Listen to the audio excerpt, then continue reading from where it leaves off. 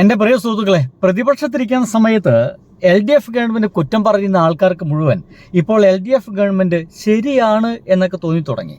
ഒപ്പം തന്നെ സർക്കാർ കടത്തിലാണെന്ന് പറഞ്ഞ് ധവളപത്രം ഇറക്കാൻ പോയിരുന്ന നമ്മുടെ ബഹുമാനപ്പെട്ട ഈ VD സതീശൻ സർക്കാർ ഇപ്പോഴിതാ പെൻഷൻ പ്രഖ്യാപിച്ചിരിക്കുന്നു. How it is happen?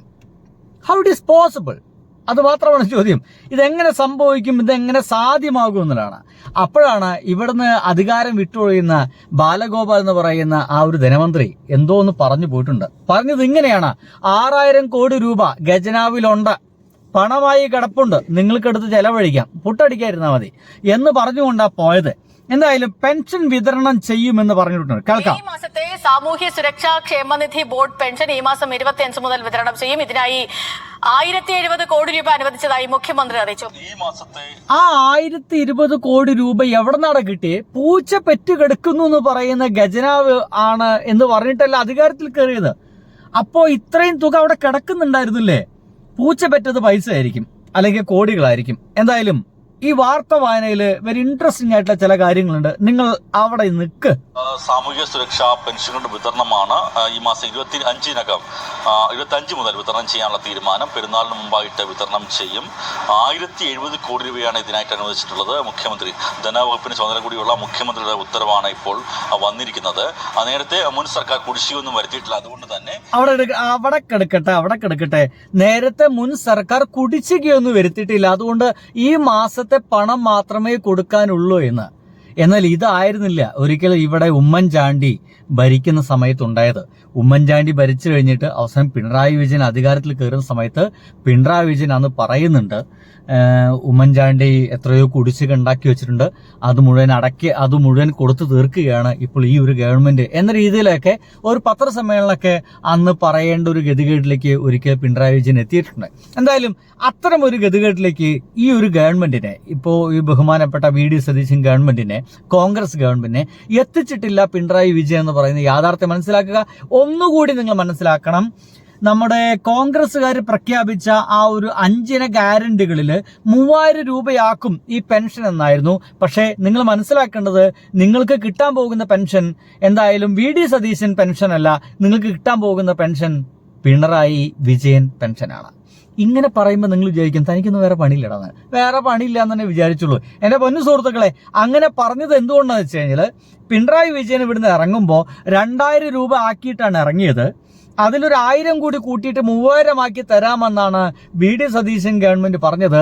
അദ്ദേഹത്തിന് അത് കഴിഞ്ഞിട്ടില്ല. 2000 തന്നെയാണ് കൊടുക്കുന്നത് കേട്ടോ. 2000 തന്നെയാണ് കൊടുക്കുന്നത്, കൂട്ടിയിട്ടില്ല എന്ന് മനസ്സിലാക്കുക.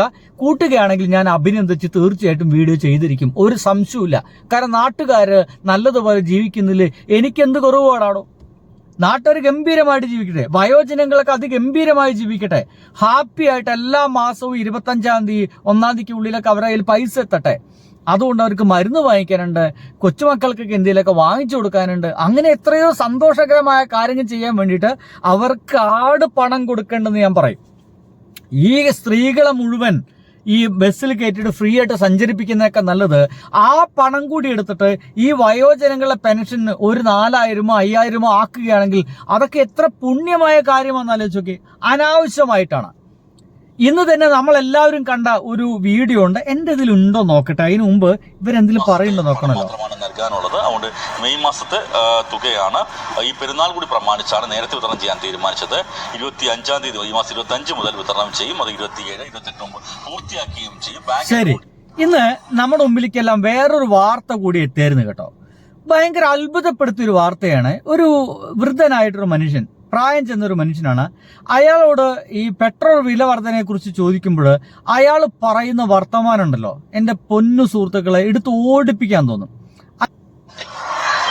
ഇത് എന്നെ ബാധിക്കില്ല, കാരണം എനിക്ക് 2.5 ലക്ഷം രൂപ പെൻഷൻ. സാധാരണക്കാരെ ബാധിക്കില്ലേ? എനിക്ക് ബാധിക്കില്ല. സാധാരണക്കാരെ എങ്ങനെ ബാധിക്കാൻ? അവർ കാറിൽ പോകണ്ട, സൈക്കിളിൽ പോകണം.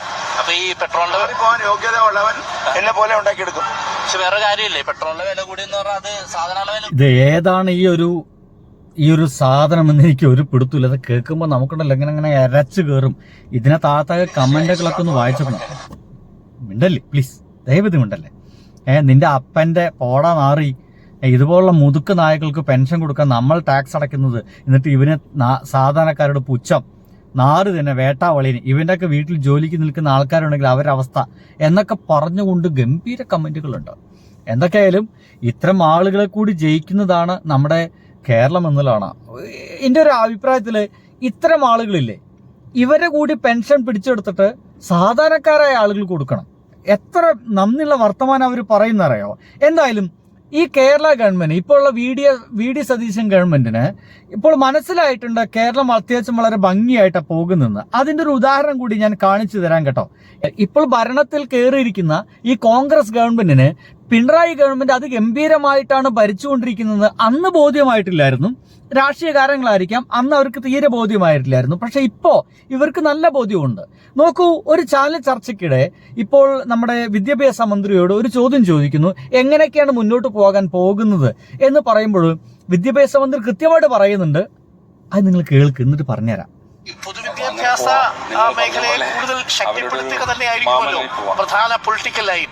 കൂടുതൽ മികച്ച സർക്കാർ സ്കൂളുകളാക്കി മാറ്റുക, കൂടുതൽ സ്മാർട്ട് സ്കൂളുകളാക്കി മാറ്റുക, കൂടുതൽ വിദ്യാർത്ഥികളെ പൊതുവിദ്യാലയങ്ങളിലേക്ക് കൊണ്ടുവരിക തന്നെയായിരിക്കില്ലേ പ്രഥമ ലക്ഷ്യം? തീർച്ചയായും നമ്മളെ പൊതുവിദ്യാഭ്യാസത്തെ ശാക്തീകരിക്കുക എന്നുള്ളത് തന്നെയാണ്. അതിപ്പോൾ നമ്മുടെ സംസ്ഥാനത്ത് അത് ഏറെക്കുറെ ഇപ്പോൾ ഇൻഫ്രാസ്ട്രക്ചറിൻ്റെ കാര്യത്തിൽ നമ്മുടെ സർക്കാർ സ്കൂളുകൾ സ്വകാര്യ വിദ്യാലയങ്ങളെ വെല്ലുന്ന വിധത്തിൽ ഡിജിറ്റൽ ക്ലാസ് റൂമും കുട്ടികൾക്ക് ട്രാൻസ്പോർട്ടേഷൻ എന്നാ പറഞ്ഞേ, സ്വകാര്യ വിദ്യാഭ്യാസ സ്ഥാപനങ്ങളെ വെല്ലുന്ന വിധത്തിൽ നമ്മുടെ വിദ്യാഭ്യാസ മേഖല വളർന്നിട്ടുണ്ട് ഗവൺമെന്റ്. ഇത് പറയുന്ന ഒരു കോൺഗ്രസ് മന്ത്രിയാണ്.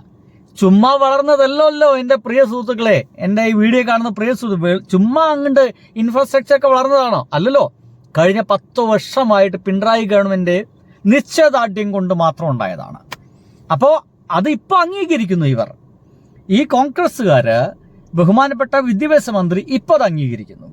ആ കാലഘട്ടത്തിൽ പിണറായി വിജയൻ ഭരിക്കുന്ന കാലഘട്ടത്തിൽ മുഴുവൻ വിദ്യാഭ്യാസ മേഖല തകർന്ന് തരിപ്പണായി ഭണ്ഡാരടയ്ക്കെന്ന് പറയുന്ന ആളുകൾ ഇപ്പൊ പറയുന്ന വാക്കുകൾ it's very very very interesting. തീർച്ചയായും നമ്മളെ പൊതുവിദ്യാഭ്യാസത്തെ ശാക്തീകരിക്കുക എന്നുള്ളത് തന്നെയാണ്.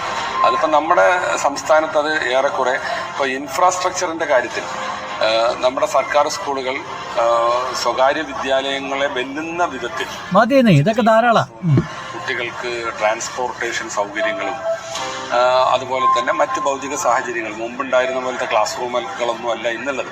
ഗവൺമെന്റിന്റെ കാലത്ത് അത് ചില ഫോക്കസ് ആയിട്ട് ചില കാര്യങ്ങൾ നടന്നു. വിദ്യാഭ്യാസ സംരക്ഷണ യജ്ഞം പോലുള്ള പരിപാടികൾ. അപ്പോൾ അതിന്റെയൊക്കെ ഭാഗമായിട്ട് കുറെ കെട്ടിടങ്ങളും ഭൗതിക സാഹചര്യങ്ങൾ ശക്തിപ്പെട്ടു വന്നിട്ടുണ്ട്. പക്ഷേ അത് ഇനിയും ആവശ്യമുള്ള മേഖലകളിലേക്ക്. എനിക്ക് സത്യം പറയാലോ, എൻ ഷംസുദ്ദീൻ എന്ന് പറയുന്ന പുതിയ വിദ്യാഭ്യാസ മന്ത്രിയോട് എനിക്ക് ഭയങ്കര സ്നേഹം തോന്നുന്നു.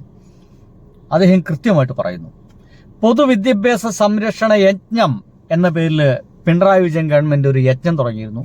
അതിന്റെ ഭാഗമായിട്ട് നമ്മുടെ പൊതുവിദ്യാഭ്യാസം ഏറെ ശക്തമായിട്ടുണ്ട്. ഒരു മടിയും കൂടാതെയാണ് ഇദ്ദേഹം ഈ ഇരുന്ന് പറയുന്നത്. അങ്ങനെ ഒരു മടിയും കൂടാതെ ഇദ്ദേഹത്തിന് അങ്ങനെ പറയാൻ സാധിക്കുന്നുണ്ടെങ്കിൽ ഇദ്ദേഹത്തിന് ഉള്ളിൽ ഒരു നല്ല രാഷ്ട്രീയക്കാരനുണ്ടെന്നുള്ളതാണ്. കേരളത്തിന് ഉതകുന്ന രീതിയിൽ തന്നെ മുന്നോട്ട് പോകാൻ പറ്റുന്ന രീതിയിലുള്ള ഒരു നല്ല രാഷ്ട്രീയക്കാരുണ്ട്. അല്ലാതെ ഇങ്ങനെ പറയാൻ സാധിക്കില്ല. ചിലപ്പോൾ 4-5 സ്കൂളുകൾക്ക് അത് കിട്ടിയിട്ടുണ്ടാകാം, അത് കിട്ടാത്തവരും ഉണ്ടാകാം. അപ്പൊ അതൊക്കെ തെരഞ്ഞ് നമ്മൾ കണ്ടെത്തി എല്ലാ ഭാഗവും എല്ലാ പ്രദേശങ്ങളും ഈ കാര്യത്തിൽ കേവലം ഇൻഫ്രാസ്ട്രക്ചർ മാത്രമായിരിക്കില്ല. കണ്ടില്ലേ? എന്നാൽ മികവിന്റെ കേന്ദ്രങ്ങൾ തന്നെയാണ് ഇപ്പോൾ നമ്മുടെ ഗവൺമെന്റ് എത്തിച്ചേരിക്കുന്നത്. ഇനി കൂടുതൽ ഇനിയും ഉയരെ വളരുക തന്നെ വേണം നമ്മുടെ വിദ്യാഭ്യാസ രംഗം എന്നുള്ളതാണ്. അതിന് ഇത്തരം മുന്നത്തെ ഗവൺമെന്റിനെ കുറ്റം പറയാതെ അവർ ചെയ്തതിന്റെ നല്ലതിനൊക്കെ ഇഷ്ടം പോലെ എടുത്തിട്ട് ഇങ്ങനെ പ്രോത്സാഹിപ്പിക്കാനൊക്കെ കഴിയുന്ന ഇത്തരം മന്ത്രിമാരുണ്ടാവുക എന്നൊക്കെ തന്നെയാണ് നല്ല കാര്യം. അദ്ദേഹത്തിന് എല്ലാവിധ ആശംസകളും അഭിനന്ദനങ്ങളും നേരുന്നു. ഒരു മടിയും കൂടാതെ മുന്നത്തെ ഗവൺമെന്റ് ഗംഭീരമായിട്ട് തന്നെ ചെയ്തിട്ടുള്ളതെന്ന് പറഞ്ഞല്ലോ എന്നുള്ളതാണ്. അതാണ് ബോധ്യമായി തുടങ്ങി എന്നുള്ളതാണ് പലർക്കും. ബൈ.